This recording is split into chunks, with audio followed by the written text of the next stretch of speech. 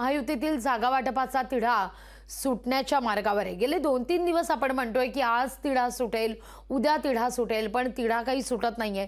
आज अखेर तिढा सुटण्याच्या मार्गावर असल्याचं म्हटलं जात आहे, कारण सातारा, रत्नागिरी, सिंधुदुर्ग भाजपच्या वाट्याला जाण्याची शक्यता वर्तवली जाते। छत्रपती संभाजीनगर, पालघर, कल्याण हे शिवसेनेकडे जाणार असल्याची चर्चा जोर धरतीये, तर नाशिक लोकसभा राष्ट्रवादी काँग्रेसकडे जाण्याची शक्यता वर्तवली जाते।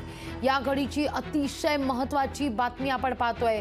महायुती जागा वाटपा संदर्भातला तिढा हा जवळपास सुटलाय असं म्हटलं तर काही वावगं ठरणार नाही। फडणवीसांनी देखील म्हटलेलं होतं पुढच्या 2 दिवसात जागा वाटपाचा तिढा सुटेल।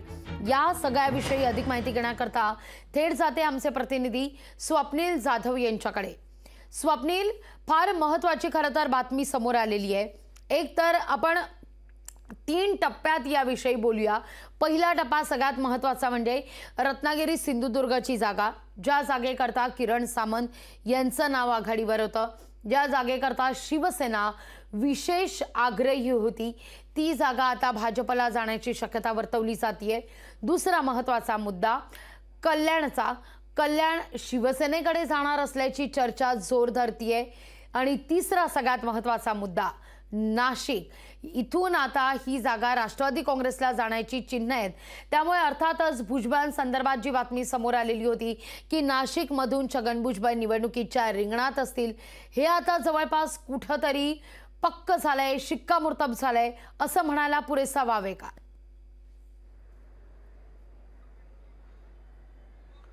लागवी निश्चितच महायुतीमध्ये ज्या जागा वाटपावरती चर्चा सुरू होती गेल्या काही दिवसांपासून, रात्रंरात्र बैठका या सुरू होत्या, त्या बैठकांना कुठेतरी यश येताना दिसतंय। मात्र यामध्ये शिवसेना शिंदे गटाला 2 जागा सोडाव्या लागल्यात असं एकंदरीत पाहायला मिळतंय। एकूणच पहिल्या टप्प्याचं आपण या ठिकाणी बघितलं तर भाजपकडे जाणाऱ्या जागा त्या म्हणजे रत्नागिरी सिंधुदुर्ग आहे, ज्या ठिकाणी शिंदे सेना ही फार आक्रमक होती आणि आग्रही सुद्धा आहे, सध्या सुद्धा ते आग्रही आहेत त्या ठिकाणी। आणि दुसरी म्हणजे साताऱ्याची जागा ही भाजपला जाणार आहे। एकूणच 3 जागांचा जर दुसऱ्या टप्प्यातील विचार केला तर एक त्यामध्ये शिवसेना शिंदे गटाला कल्याणची जागा मिळते, तसेच संभाजीनगरची जागा सुद्धा मिळते आणि एकूण या ठिकाणी त्यांना पालघरची जागा सुद्धा मिळते। मात्र यामध्ये खरं तर शिवसेना शिंदे गटाचं नुकसान आहे ते म्हणजे 2 जागा सोडल्यात त्यांनी। एक म्हणजे त्या ठिकाणी नाशिकची जागा सुद्धा सोडलेली आहे। तिसऱ्या टप्प्यामध्ये नाशिकची जागा आहे। नाशिकच्या जागेवरती मंत्री छगन भुजबळ यांना लोकसभेची उमेदवारी जाण्याची शक्यता ही राष्ट्रवादीकडे जाते जागा। तर आणखी काही 2 ते 3 जागांवरती चर्चा आडली आहे, ती म्हणजे ठाण्याच्या जागेवरून। ठाण्याची जागा ही मुख्यमंत्री एकनाथ शिंदे यांना हवी आहे, त्यामुळे यावरती ते आग्रही आहेत। त्यामध्ये काही नावांचा प्रस्ताव दिला होता, तो प्रस्ताव कुठेतरी भाजपच्या वरिष्ठ नेत्यांनी फेटाळलेला आहे। प्रताप सरनाईक हे त्या ठिकाणी लढावेत अशी सुद्धा इच्छा, आणि एकूण आणखी 2 नावं चर्चा आहेत, ते म्हणजे संजीव नाईक आणि गणेश नाईक। त्यामुळे नक्की कोणाच्या गळ्यामध्ये ही जागा जाते, कोणाच्या गळ्यामध्ये या जागेची हार पडतो हे पाहणं महत्त्वाचं ठरणार आहे। मात्र सध्या 6 ते 7 जागांचा या ठिकाणी तो तिढा निर्माण झाला होता, तो सुटलेला। मात्र ठाण्याचा तिढा हा अद्याप कायम या ठिकाणी पाहायला मिळतो। त्यामुळे ठाण्यामध्ये, कल्याणमध्ये आणि पालघरमध्ये, तसेच नाशिक असेल आणि संभाजीनगर असेल, या जागांवरती कोण उमेदवार असणार याची चर्चा आता सुरू झालेली आहे। लागवी स्वप्नील, तुम्ही उल्लेख केला खरं तर साताऱ्याचा, तोच मुद्दा मला या ठिकाणी विचारायचा आहे। साताऱ्यामध्ये उदयनराजे भोसले यांचं नाव सध्या जोर धरतंय, अगदी काही अंशी त्यांनी प्रचारही सुरू केलाय असं म्हटलं तर काही वावगं ठरणार नाहीये। तर त्या नावाची आज तरी घोषणा होणार आहे का?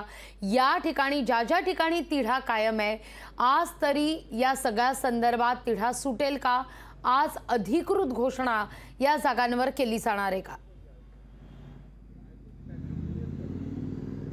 लागवी निश्चित गेल्या काही दिवसांपासून चर्चा ही उदयनराजे यांच्या नावाची सुद्धा होते। उदयनराजे हे दिल्लीमध्ये तळ ठोकून बसले होते। खरं तर साताऱ्याच्या लोकसभेसाठी ते इच्छुक आहेत, ते सध्या राज्यसभेचे उमेदवार आहेत, राज्यसभेवरती खासदार आहेत। 2026ला त्यांची टर्म संपते, मात्र ते लोकसभेसाठी इच्छुक आहेत। त्यामुळे उदयनराजे वरिष्ठ नेत्यांना सुद्धा भेटून आल्यामुळे आज किंवा उद्या 2 दिवसांमध्ये त्यांची उमेदवारी निश्चित होण्याची शक्यता आहे। कुठेतरी घोषणा ही भाजपकडून त्यांच्या नावाचीही करण्यात येऊ शकते।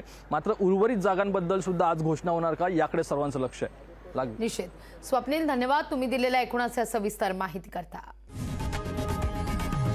लोकशाही मराठी ऐका, पहा, जागरूक रहा।